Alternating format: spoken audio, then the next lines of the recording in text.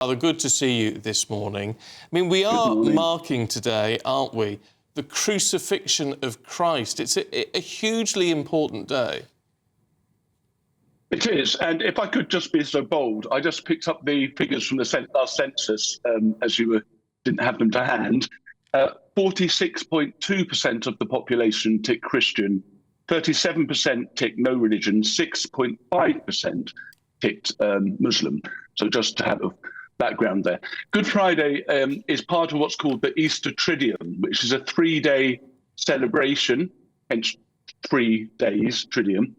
Starts last night with the celebration of Maundy Thursday, where the Queen was giving out Maundy money, which is the commemoration of the Last Supper, Jesus instituting the Eucharist, command to love one another.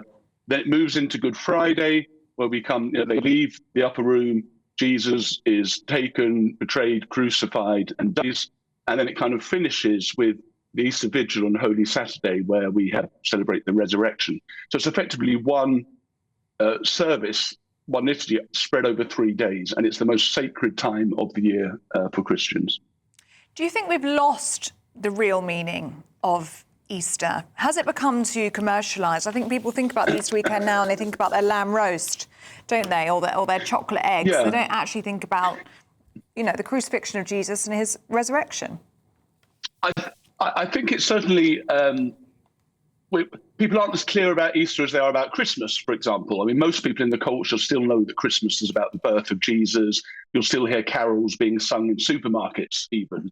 But at the same time, you mentioned Easter eggs and lamb, but of course they come very much from the Christian tradition. The Easter eggs representing the new life, the resurrection, and of course lamb, at the Last Supper, Jesus shared the Passover, which was lamb, and he referred to himself as the Lamb of God who would die for the sins of the world.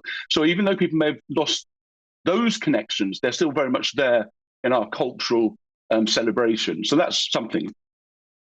Yeah, I mean, it's, as you say, it's such an important time for those who hold a Christian faith. And as you say, the basis of it all is about loving one another. It's about forgiveness of sins and all these fundamental issues, actually, which, do you think they're being lost in society? We do seem to be becoming more polarised, more angry, perhaps more vicious, less understanding. I think so, especially in the area of forgiveness. Forgiveness is absolutely essential to function as a society. We have to be able to forgive each other. And we have a culture that increasingly does not allow forgiveness. If you say something once wrong somewhere in your past, that's it. You can be hounded out of your career, your position, whatever. We can't function as a society if we hold people completely to account for everything, every transgression forever with no redemption. Christianity is exactly the opposite message, that we all sin, we all fall short, we all make mistakes, but there is always a way back. And that's an essential message for a functioning of a healthy society, I think. How do we live moving forward? Because I was just reminded, because when I was at church on Wednesday, the vicar reminded us of a quote. She thinks it was St. Augustine, who said, spread the gospel at all times, and if necessary, use words. That's quite powerful, isn't it? Yeah, it's actually usually attributed to St. Francis, although he apparently never actually said it. But that's irrelevant. The point remains and is absolutely true. Yeah, we need to spread the gospel. And we do need to use words, because we do need to explain our faith, why Good Friday is important. But absolutely, the heart of it is to love God and to love our neighbour as ourselves.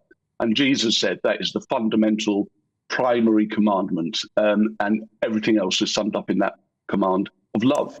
God is love. Father, just before we let you go, but I just want to ask you what you thought of the King's Maundy Thursday message yesterday, because we are almost out of time, but it really did strike me, based on what you're talking about there. He talked about service, didn't he? And Jesus washing the feet of the disciples and the service that he gave to them, and how important it is to serve and to extend the hand of friendship. Absolutely. And the truth is, we find fulfillment in service. Converting is not how we expect it, but the truth is people do find fulfillment in serving and caring and loving for one another. So it's not just a sacrificial thing in one sense. It's who we're created to be and who we flourish as when we choose that path of service.